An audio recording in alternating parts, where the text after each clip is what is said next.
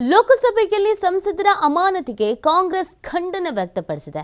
ಇವತ್ತು ದೇಶದಾದ್ಯಂತ ಬೃಹತ್ ಪ್ರತಿಭಟನೆಗೆ ಕಾಂಗ್ರೆಸ್ ಕರೆ ನೀಡಿದೆ.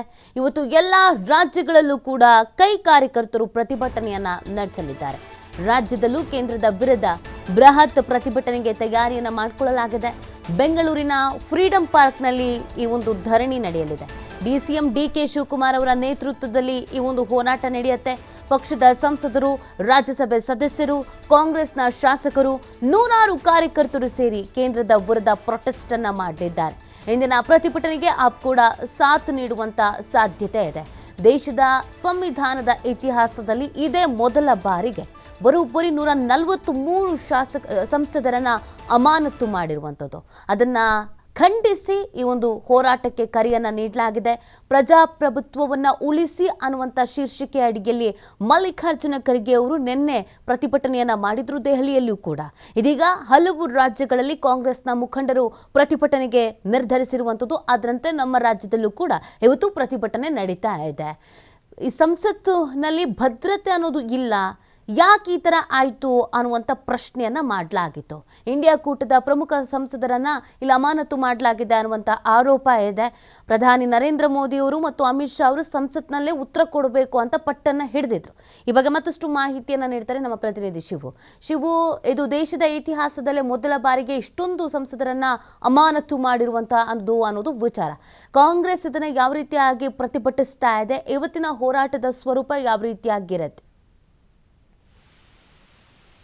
ನಿಖಿ 147 ಜನ ಸಂಸದರನ್ನ ಅಮಾನತು ಮಾಡಿರುವಂತದ್ದನ್ನ ಖಂಡಿಸಿ ಇವತ್ತು ಇಡೀ ರಾಷ್ಟ್ರಾದ್ಯಂತ ಪ್ರತಿಭಟನೆಗೆ ಕರೆಯನ್ನ ಕೊಡಲಾಗಿದೆ. ಇಂಡಿಯಾ ಒಕ್ಕೂಟ, ಕಾಂಗ್ರೆಸ್ ಕೂಡ ಇಡೀ ಎಲ್ಲ ರಾಜ್ಯಗಳಲ್ಲೂ ಕೂಡ ಬೃಹತ್ ಪ್ರತಿಭಟನೆಯನ್ನ ಆಯೋಜನೆ ಮಾಡುವಂತೆ ಕೇಂದ್ರ ಸರ್ಕಾರದ ವಿರುದ್ಧ, ಸ್ಪೀಕರ್ ಅವರ ನಡೆಯ ವಿರುದ್ಧ ಪ್ರತಿಭಟನೆಯನ್ನ ಹಮ್ಮಿಕೊಳ್ಳುವಂತೆ ಸೂಚನೆಯನ್ನ ನೀಡಿದೆ. ಹಾಗಾಗಿ ರಾಜ್ಯದಲ್ಲೂ ಕೂಡ ಬೃಹತ್ ಪ್ರತಿಭಟನೆಯನ್ನ ಇವತ್ತು ಆಯೋಜನೆ ಮಾಡಲಾಗಿದೆ. ಎಲ್ಲಾ ಜಿಲ್ಲಾ ಕೇಂದ್ರಗಳಲ್ಲೂ ಕೂಡ ಪ್ರತಿಭಟನೆಯನ್ನ ನಡೆಸೋದಕ್ಕೆ ಕೆಪಿಸಿಸಿ ಸೂಚನೆಯನ್ನ ಕೊಟ್ಟಿದೆ. ಬೆಂಗಳೂರಿನಲ್ಲಿ ಡಿಕೆ ಶಿವಕುಮಾರ್ ಅವರ ನೇತೃತ್ವದಲ್ಲೇ ಈ ಪ್ರತಿಭಟನೆ ನಡೆಯಲಿದೆ. ಬೆಳಿಗ್ಗೆ 11 ಗಂಟೆಗೆ ಬೆಂಗಳೂರಿನ ಫ್ರೀಡಂ ಪಾರ್ಕ್ ನಲ್ಲಿ ಪ್ರತಿಭಟನೆಯನ್ನ ಆಯೋಜನೆ ಮಾಡಲಾಗಿದೆ.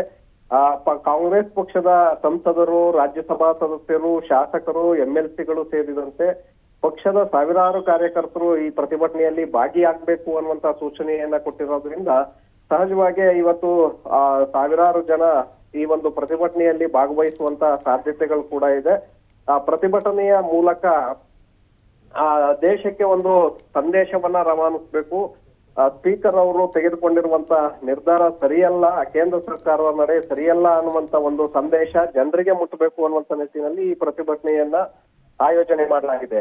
ಇಲ್ಲಿ ರಾಜ್ಯದಲ್ಲೂ ಕೂಡ, ಯಾಕಂದ್ರೆ ಇಂಡಿಯಾ ಮೈತ್ರಿಕೂಟ ಈ ಪ್ರತಿಭಟನೆಯನ್ನ ಕರೆದಿರೋದ್ರಿಂದ ಆಪ್ ಕೂಡ ಇಲ್ಲಿ ಎಎಪಿ ಪಕ್ಷ ಕೂಡ ರಾಜ್ಯದಲ್ಲಿ ಇದೆ. ಎಎಪಿ ಕೂಡ ಇವತ್ತು ಕಾಂಗ್ರೆಸ್ ಪ್ರತಿಭಟನೆಗೆ ಸಾಥನ್ನ ಕೊಡುತ್ತಾ ಹೇಗೆ ಅನ್ನುವಂಥದ್ದನ್ನ ನೋಡ್ಬೇಕಾಗತ್ತೆ. ಯಾಕಂದ್ರೆ ಬೇರೆ ಕಡೆ ಕಾಂಗ್ರೆಸ್ಗೆ ಅಲ್ಲಿರುವಂತಹ ಮಿತ್ರ ಪಕ್ಷಗಳು ಕೂಡ ಇವತ್ತು ಪ್ರತಿಭಟನೆಗೆ ಸಾಥನ್ನ ಕೊಡ್ತಾ ಇದ್ದಾರೆ. ಹಾಗಾಗಿ ರಾಜ್ಯದಲ್ಲೂ ಕೂಡ ಕೊಡಬಹುದು ಅನ್ನುವಂತ ನಿರೀಕ್ಷೆಗಳಿದೆ. ಹಾಗಾಗಿ ಇದೊಂದು ಬೃಹತ್ ಪ್ರತಿಭಟನೆ ಆಗುವಂತ ಸಾಧ್ಯತೆಗಳಿದೆ.